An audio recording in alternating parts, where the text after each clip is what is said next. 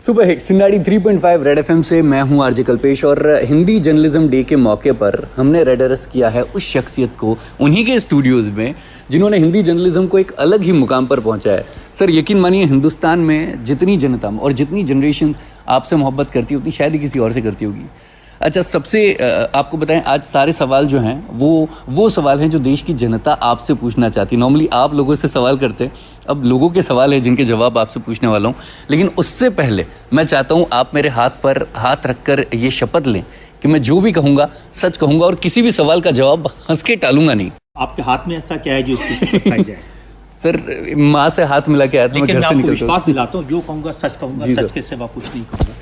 अच्छा, तो अभी जो सबसे पहला सवाल है वो पूछा है योगेश दाधीच ने, अशोक उद्यान के पास रहते हैं, और इनका सवाल है कि सर आपने जब शुरू किया और अब जब 2 से ज़्यादा दशक निकल चुके हैं, आज भी आप बिल्कुल वैसे ही नज़र आते हैं जैसे आप शुरुआत में नज़र आते थे, तो इस फिटनेस का क्या राज है?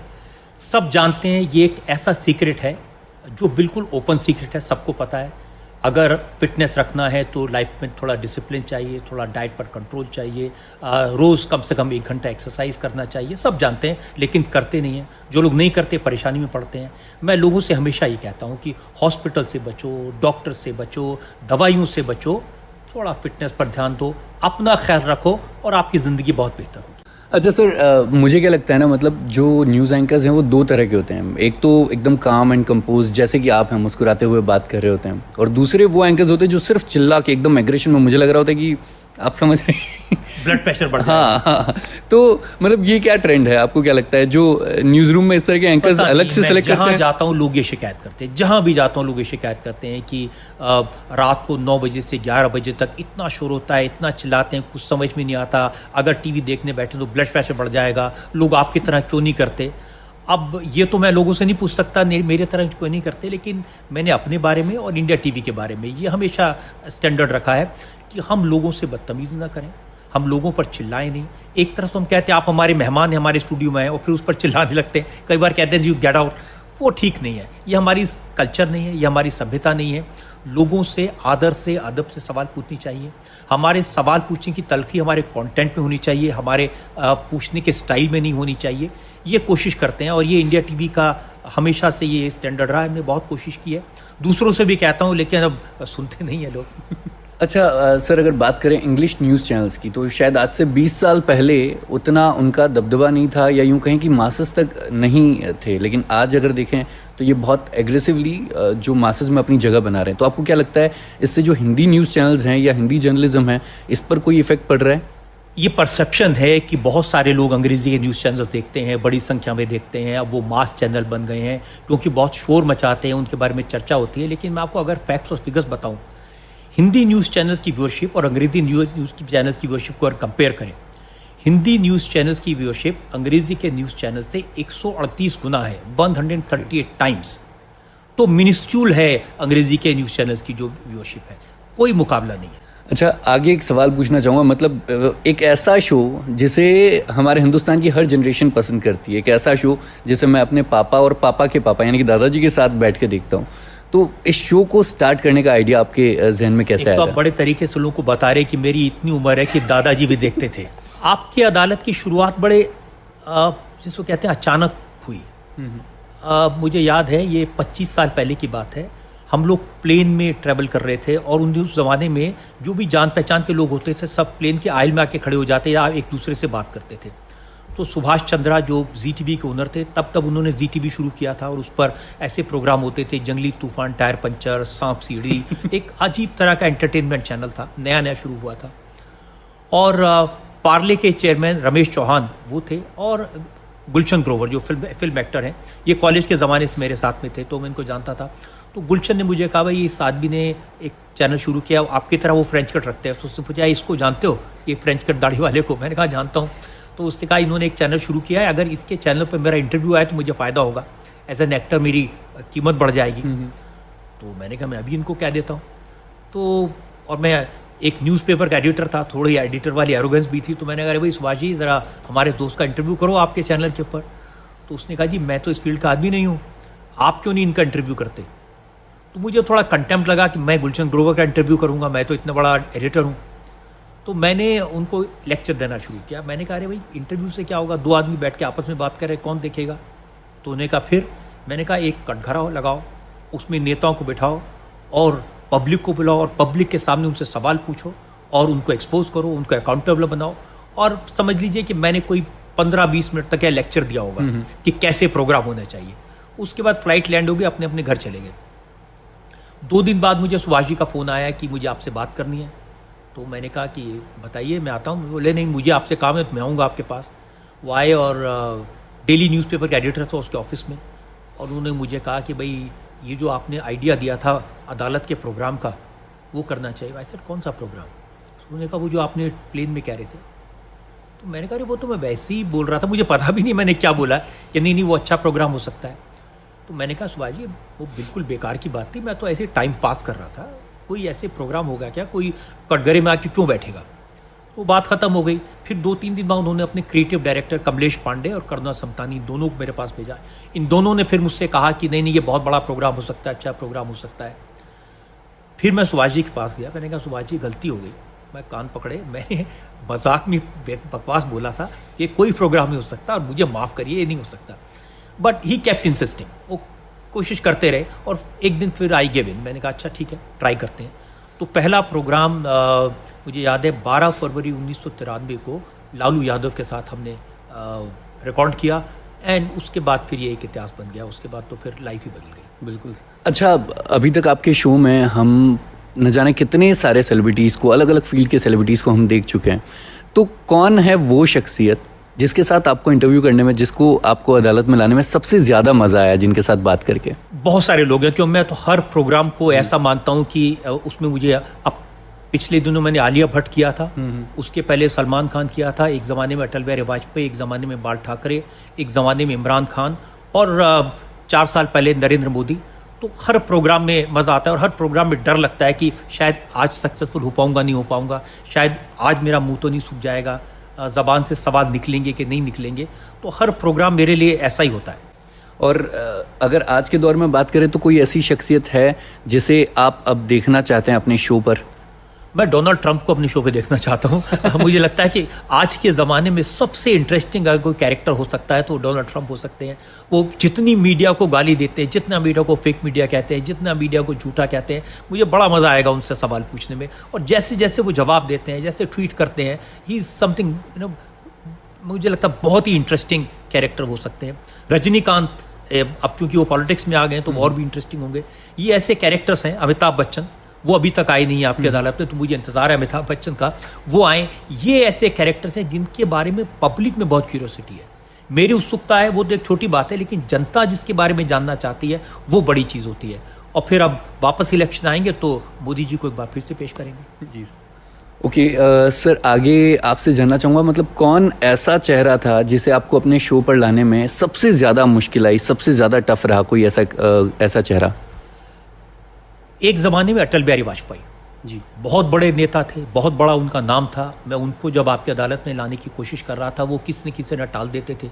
मैं एक बार बहुत सारी चिट्ठियाँ लेके गया। मैंने कहा देखिए साहब, ये 6000 लोग हैं, इनकी चिट्ठियाँ आई हैं आपके लिए। बोले साहब आप जिसके पास जाते हैं उसी चिट्ठियाँ ले जाते होंगे। तो लेकिन बहुत मुश्किल से करते करते वो फिर तैयार हुए। वो काफ़ी मुश्किल था उनके जैसे व्यक्ति को मनाना, क्योंकि उनके मुंह से हर चीज़ पर ना ही निकलता था।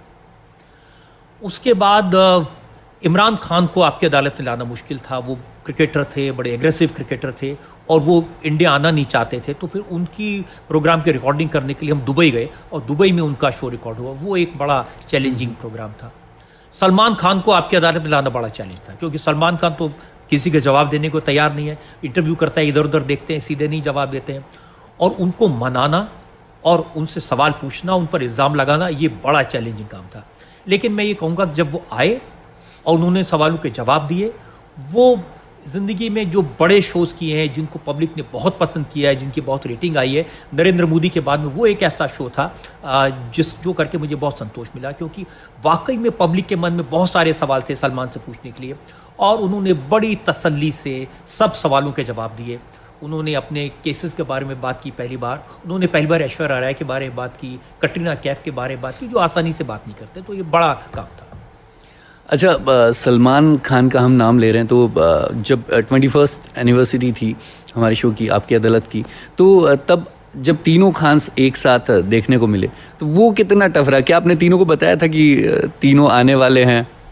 अब मुझे लगता है तीनों को मालूम ही था, क्योंकि मैंने जब 21 साल हुए तो आपकी अदालत में 21 साल में जो जो लोग आए थे उन सबको बुलाया था, उनको छोड़ के जो इस दुनिया में नहीं है सारे लोगों को बुलाया था। तो सलमान, शाहरुख, आमिर, ये तीनों आपकी अदालत में आ चुके हैं, तीनों को बुलाया था। लेकिन तीनों एक साथ स्टेज पर आएंगे इसका मुझे अंदाज़ा नहीं था, ये उन लोगों ने ही प्लान किया था। सलमान और शाहरुख ने मिलकर के प्लान किया था कि उस दिन मुझे कटघरे में खड़ा करेंगे और मुझसे सवाल पूछेंगे, और आमिर जो नीचे बैठे थे इन्होंने उनको भी ऊपर बुला लिया। तो ये तीनों खान एक साथ इकट्ठा हुए। तब मुझे लगा कि जब मैंने रिएक्शन देखा सोशल मीडिया में इधर, तो लगा कि पहली बार ये तीनों एक साथ आए हैं। लेकिन तीनों से मुझे बहुत मोहब्बत है, और मैं कभी भूलूंगा नहीं कि उस शो में आने के लिए इन लोगों ने कोई नखरा नहीं किया, कोई शर्त नहीं रखी, और ये तीनों की तीनों वक्त पर वहाँ पहुँचे। बहुत बड़ी बात जी। अच्छा, हम नॉर्मली देखते हैं जब भी आपके शो में तो आप बहुत ही फियरलेस होकर आप क्वेश्चंस पूछते हैं जो भी आपके कटघरे में खड़े होते हैं। तो कभी मतलब जहन में कभी डर आया कि सामने जो बैठा है वो कौन है? जैसे मैंने ऐसा सुना है 90s के दौर में शायद कोई एक शख्सियत थी जिन्होंने शायद आपको थ्रेट दी थी कि मैं जानता हूँ किस कार से तुम घर जाते हो, और ऐसा कुछ। वो थ्रेट इसलिए दी थी क्योंकि वो डरा नहीं था।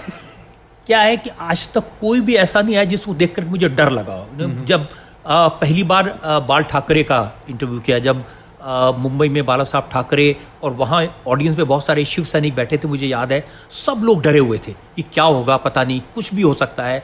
बाला साहब का बहुत डर था लोगों के मन में, और मैंने बहुत उनसे मैंने उनको पहला सवाल पूछा, बाला साहब सुना है मुंबई आपके नाम से कांपती है? तो बोले कि मुझको नहीं कांपेगी, क्या आपको कांपेगी? तो उनके जवाब भी ऐसे टेढ़े थे। और उस प्रोग्राम के बीच में एक महिला आई उठ के, ओल्ड लेडी थी, जब मैंने ब्रेक लिया तो मेरे पास आई, मुझे कहा और कान में धीरे से कहा कि बेटा इनसे ऐसे सवाल मत पूछ, अब बहुत हो गया, क्योंकि ये तो शिवसैनिक के तुझे जिंदा वापस नहीं जाने देंगे। तो मैं वापस आया और मैंने कहा बाला साहब यहाँ एक महिला ने मुझे कहा है कि मैं जिंदा वापस नहीं जाऊँगा अगर आपसे ज़्यादा उल्टे सवाल पूछूंगा। तो उन्होंने कहा अरे यार, एक टाइगर को पहली बार एक टाइगर मिला है, तुम जो कुछ भी पूछो तुमको जीवन माफ है। तो बहुत ही उन्होंने ऐसे जवाब दिए। तो कभी डर नहीं लगा, कभी किसी से नहीं लगा। जिनका आप जिक्र कर रहे हैं वो उत्तर प्रदेश के एक पॉलिटिशियन, एक माफिया थे, उनके बेटे ने मर्डर किया था, उनके बेटे पर केस चल रहा था, और उनका बेटा एक दूसरे मर्डर केस में भी इन्वॉल्व था। तो सब लोग उनसे खौफ खाते थे। लेकिन मैंने जब उनसे काफ़ी कड़े सवाल पूछे और सख्ती से पूछा, तो जब प्रोग्राम ख़त्म हो गया तो जाते जाते वो कह गए थे कि मुझे तुम्हारी गाड़ी का नंबर पता है और पता है कि बम कैसे लगाए। अच्छा सर, कुछ चीज़ें हैं जिनको लेकर लोगों के मन में बहुत सवाल है कि क्या ये जो वर्ड्स हम सुनते हैं ये सच में एग्जिस्ट करते हैं, नहीं करते हैं, क्या इनके पीछे की हकीकत है? तो अगर आप इजाज़त दें तो मैं पूछना चाहूँगा। सबसे पहला है कि paid news, does it exist? कई जगह लोकल लेवल पर न्यूज़पेपर्स में पेड न्यूज़ होता है, लेकिन ब्रॉडकास्ट मीडिया में, बड़े अखबारों में पेड न्यूज़ ऐसी कोई चीज़ नहीं होती। एक बड़ा वर्ड बन गया है और उसका बड़ा असर लोगों के दिमाग पर होता है। लोगों को लगता है कि पैसे देकर कोई खबर छपाई जा सकती है। मैं दावे से कह सकता हूँ अच्छे अखबारों में, बड़े अखबारों में, जिनको लोग पढ़ते हैं, जिनका भरोसा करते हैं, कोई पेड न्यूज़ नहीं होती। इसी तरह बड़े चैनल्स में, ब्रॉडकास्ट चैनल्स में, जो ऐसे टीवी चैनल्स हैं जिनको लोग देखते हैं, जिन पर भरोसा करते हैं, उन पर कोई पैसा दे के कोई खबर चलवा ले, ऐसा संभव नहीं है। पेड न्यूज़ है कहीं कहीं छोटे मोटे लेवल पर, लोकल लेवल पर, इलेक्शन के दौरान ऐसा होता होगा, लेकिन बड़े पैमाने पर ऐसा हो तो ऐसी चीज़ इसकी चिंता करने की ज़रूरत तो ऐसा नहीं। ओके, जो दूसरा सवाल है वो ये है कि लोग अक्सर कहते हैं कि मीडिया जो है वो सिर्फ सेंसेशनल न्यूज़ जो है सिर्फ वही दिखाता है, तो क्या ये सच है? एक ज़माने में सच था। अगर न्यूज़ चैनल्स की आप बात कर रहे हैं, अगर आप 8 साल 5 साल पहले की बात करें तो ज़रूर सेंसेशन था। न्यूज़ चैनल्स के ऊपर भूत प्रेत की कहानियाँ बहुत होती थी, न्यूज़ चैनल्स के ऊपर कभी उड़ती कार दिखाई जाती थी, न्यूज़ चैनल्स के ऊपर तरह तरह की चीज़ें दिखाई जाती थी, सांप नागिन का बदला, ऐसे स्टोरीज होती थी। अब ये सारी चीज़ें GCs पर शिफ्ट हो गई हैं। एंटरटेनमेंट चैनल्स इनको दिखाते हैं, न्यूज़ चैनल्स अब बाय एंड लार्ज न्यूज़ दिखाते हैं, सेंसेशन नहीं होता। लेकिन अगर कोई खबर ऐसी है जिसमें सेंसेशन है तो उसको तो दिखाना पड़ेगा, उससे सेंसेशन क्रिएट होगा ही होगा। लेकिन मैं ये ज़रूर आपसे कहूँगा कि न्यूज़ चैनल्स के बारे में ये गलतफहमी बिल्कुल नहीं होनी चाहिए कि वो जो खबर है उसमें मसाला डालकर उसको सेंसेशनल बनाते हैं, ये नहीं है, क्योंकि आज के ज़माने में व्यूअर भी उसको पसंद नहीं। अच्छा, जो तीसरा सवाल है वो है एग्जिट पोल्स और ओपिनियन पोल्स, ये कितने एक्यूरेट होते हैं? अब ये एक अच्छा आपने सवाल पूछा। एग्जिट पोल, ओपिनियन पोल कौन करता है? एजेंसीज करती हैं। एजेंसीज किसकी होते हैं? इंडिपेंडेंट। उनका न्यूज़ चैनल से कोई मतलब नहीं है। उनके पोल गलत होते हैं, लोग कहते हैं ये इंडिया टीवी की गलती है, ये टाइम्स नाउ की गलती है। ये जो पोल करने वाली एजेंसीज होती हैं बिल्कुल अलग होती हैं। हमारा उन पर कोई नियंत्रण नहीं होता, बल्कि वो तो हमसे पैसा लेते हैं हमारे लिए ओपिनियन पोल करने का। और जब ये ओपिनियन पोल गलत होते हैं तो उसका ब्लेम हम पर आता है, ऐसा लगता है जैसे हमारा पोल गलत हुआ, और हमारा पोल नहीं होता। और अगर उनका पोल से मेरी, ऐसा हुआ है कई बार, जैसे उत्तर प्रदेश का जब चुनाव हुआ हाल ही में, तो जो एजेंसी ने पोल किया, मेरा अपना असेसमेंट उससे बिल्कुल अलग था। मुझे लगता था कि बीजेपी 300 से ज़्यादा सीटें लेकर जीतेगी, लेकिन पोल में 170-180 सीटें हंग असेंबली दिखाई गई थी। लेकिन मैं ये नहीं कर सकता मैं अपना ओपिनियन चला दूं, और हालांकि अपने शो में मैंने कहा कि मैं इस पोल से सहमत नहीं हूँ, लेकिन मैं दिखा रहा हूँ। तो ये एक्यूरेट होते हैं या नहीं होते हैं, ये कोई नहीं कह सकता। अमेरिका में भी डोनाल्ड ट्रंप जीतेंगे ये किसी पोल ने नहीं कहा था। बड़े साइंटिफिकली वहाँ पोल होते हैं, लोग समझदार हैं, लेकिन ये एक ऐसी चीज़ है जो मैं समझता हूँ ये T20 के मैच की तरह है, कौन जीतेगा कोई नहीं कह सकता। अच्छा, कुछ पर्सनल आपके बारे में जो कोई भी जानना चाहता है, मैं जानना चाहता हूँ, जितने व्यूअर्स हैं वो भी जानना चाहते होंगे, क्योंकि इस बारे में कभी बात नहीं होगी। जी, पर्सनल जानना चाहते हैं? बिल्कुल सर। और बहुत बेसिक्स है सर। सबसे पहले पूछना चाहूँगा सर, आपकी फेवरेट मूवी कौन सी है? मेरी फेवरेट मूवी एक ही है, मुगले आजम। मैंने इस फिल्म को करीब 40-50 बार देखा होगा, और अब भी अगर मुझे मौका मिले, जब घर में चर्चा होती है कि हम कौन सी फिल्म देखें, तो मैं तो मुगले आजम, सब लोग भाग जाते हैं। मुझे लगता है इट्स अल्टीमेट फिल्म। इससे बेहतर फिल्म न बनी है, न बन सकती, न भूतो न भविष्यति। और आज के दौर में अभी आपने आखिरी कौन सी फिल्म है जो देखी और पसंद आई आपको? अब तो मैं वही फिल्में देख पाता हूँ जो कोई आकर के ज़बरदस्ती घर में मुझे थिएटर में दिखाता है। तो आखिरी फिल्म मैंने पद्मावत देखी थी। जब मैंने देखी थी, इसका नाम पद्मावती था। ये रिलीज होने से 2 महीने पहले देखी थी, और फिर मैंने अपने चैनल पर एक शो में कहा भी था कि इस फिल्म में ऐसा कुछ भी नहीं है जो राजपूतों के आन बान शान के खिलाफ। सर, फेवरेट एक्टर आपका? दिलीप साहब। मुझे लगता है कि वो एक्टर नहीं, इंस्टीट्यूशन है जी। और आज जो भी एक्टर हैं हमारे यहाँ, उन सब के सामने एक ही एग्जाम्पल होता है, वो दिलीप साहब से सीखते हैं। किसी की मुस्कुराहट, किसी की अदा, किसी के बाल, किसी की चाल, ये सब उनसे सीखा हुआ है। और सर, मतलब आपकी फिटनेस देख के वैसे लगता नहीं है कि आप बहुत ज़्यादा कुछ ऐसे बाहर खाते होंगे। मुझे लगता है सिर्फ आप ग्रीन सैलेड और इसी पर चलते होंगे, लेकिन फिर भी आपकी फेवरेट डिश क्या है? अब क्योंकि मैं बहुत कम खाता हूँ तो कोई फेवरेट डिश नहीं है।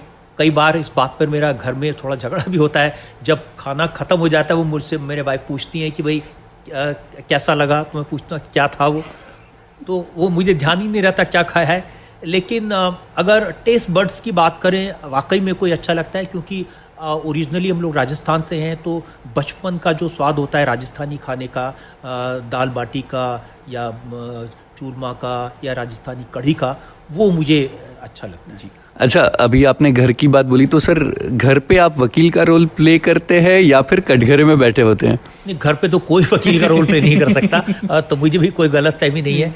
लेकिन मैं और मेरी वाइफ, हम दोनों प्रोफेशनल्स हैं, साथ साथ काम करते हैं। हम 25 साल से एक साथ काम कर रहे हैं। आपकी अदालत में को वो डायरेक्ट करती हैं, मेरे बाकी जो शोज़ हैं उनको डायरेक्ट करती हैं। इंडिया टीवी के मैनेजिंग डायरेक्टर है। तो हमारा रिलेशनशिप दोस्त का, प्रोफेशनल्स का ज़्यादा है, और हर विषय पर हम लोग चर्चा करते हैं, बहस करते हैं। बड़ी हेल्दी तरीके से हमारे डिबेट्स होती हैं, और फिर हम कोशिश करते हैं कि हमारी लाइफ में क्रिएटिविटी बनी रहे, नए नए काम करते रहें। तो हमारे यहाँ कोई चोर सिपाही नहीं है, कोई वकील और कोई जज नहीं है। जी सर। अच्छा, आपका फेवरेट सॉन्ग जिसे आप अक्सर फुर्सत के पलों में गुनगुनाते हैं?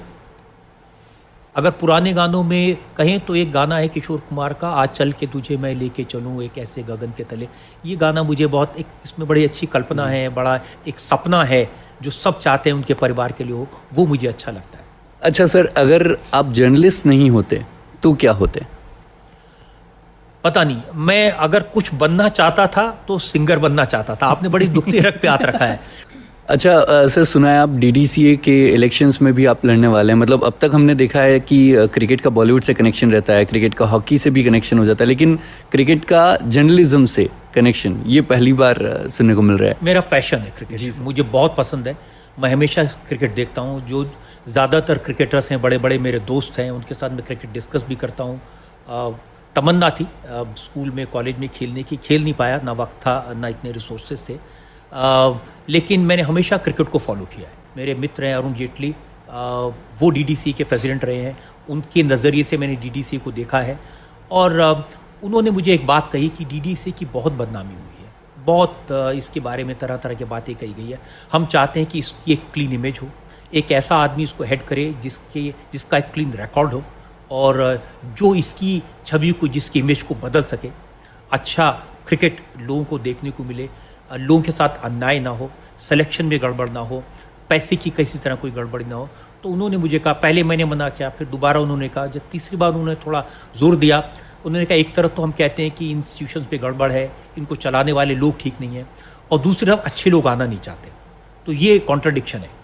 अगर अच्छे हो, अच्छा काम कर सकते हो, अच्छी संगठन चला सकते हो, ईमानदारी से चला सकते हो, तो आओ। और फिर उन्होंने एक और तीसरी बात कही कि तुम्हें किसी चीज़ की ज़रूरत नहीं है, तुम्हें क्रिकेट से ना नाम चाहिए, ना इससे पैसा चाहिए, ना तुमको इसमें अपने खर्चे इसमें डालने होंगे, बल्कि तुम उसको दे सकते हो। तो फिर ये सुन के मैंने उनको हाँ कहा और फिर तय किया कि ये इलेक्शन लड़ेगा। अच्छा, आखिर में जो भी हमारे देश की जनता है, जो भी व्यूअर्स हैं, जो लोग हैं जर्नलिज्म में आना चाहते हैं, उन्हें आप क्या मैसेज देना चाहेंगे? यंगस्टर्स को एक बात कहना चाहता हूँ कि जर्नलिज्म कोई हंसी खेल नहीं है, ये ग्लैमर नहीं है। आप रातों रात स्टार नहीं बन सकते, इसके पीछे बहुत मेहनत, बहुत ईमानदारी और बहुत कमिटमेंट की ज़रूरत होती है। सेंस ऑफ सोशल रिस्पॉन्सिबिलिटी होनी चाहिए, देश के प्रति एक कमिटमेंट होना चाहिए। ये बातें सुनने में बड़ी अजीब लगेंगी, लगेगा क्लीशेड है, सब ऐसी बातें कहते हैं, लेकिन ये सच है। बिना मेहनत के आप अच्छे पत्रकार नहीं बन सकते। बहुत सारे लोग मैं देखता हूँ, लोग आते हैं रातों रात स्टार बनना चाहते हैं। अब मुझे यहाँ तक पहुँचने में 25 साल का वक्त लगा, और 25 साल रगड़ रगड़ के, एक एक पल मेहनत करके, पसीना बहा के, रातों की नींद खराब करके बने हैं। अच्छा सर, इतने सालों से हम ये शो देख रहे हैं आपकी अदालत, इसमें कभी किसी को अंत में सज़ा नहीं मिली? असल में मैं पहले ही कह देता हूँ कि भाई जो आए हैं यहाँ, हमारे मेहमान हैं, हमको कटघरे में बिठा रहे हैं, इनसे सवाल पूछ रहे हैं, इन पर इल्ज़ाम लगा रहे हैं, इसका मतलब ही इन्होंने कोई जुर्म किया है, आज फांसी पे लटकाना है, सज़ा देनी है। ये एक विधा है, सवाल पूछने का तरीका है। और जो सज़ा देनी होगी वो देश की जनता देगी। हम जनता से कहते हैं आप तय करिए, आपको इनकी बातों पर कितना यकीन है। जनता तय करे कि इन्होंने सच बोला या झूठ बोला। तो चाहे फिल्म स्टार हो, चाहे क्रिकेटर हो, चाहे पॉलिटिशियन हो, ये फैसला सज़ा देने का काम जनता पर छोड़ते हैं। चलिए, thank you so much sir. Hindi journalism day के मौके पर आपने हमें अपना वक्त दिया और अपनी पर्सनल लाइफ, अपनी प्रोफेशनल लाइफ के बारे में इतनी सारी जानकारियाँ दी, लोगों के सवालों के जवाब दिए। Thank you so much sir. बहुत बहुत शुक्रिया, आपने अच्छे सवाल पूछे और मौका दिया मुझे बहुत सारी बातें करने का। और आपके सब व्यूअर्स का मैं बहुत बहुत शुक्रिया अदा करना चाहता हूँ। आपका भी बहुत बहुत शुक्रिया। Thank you so much. Red FM 93.5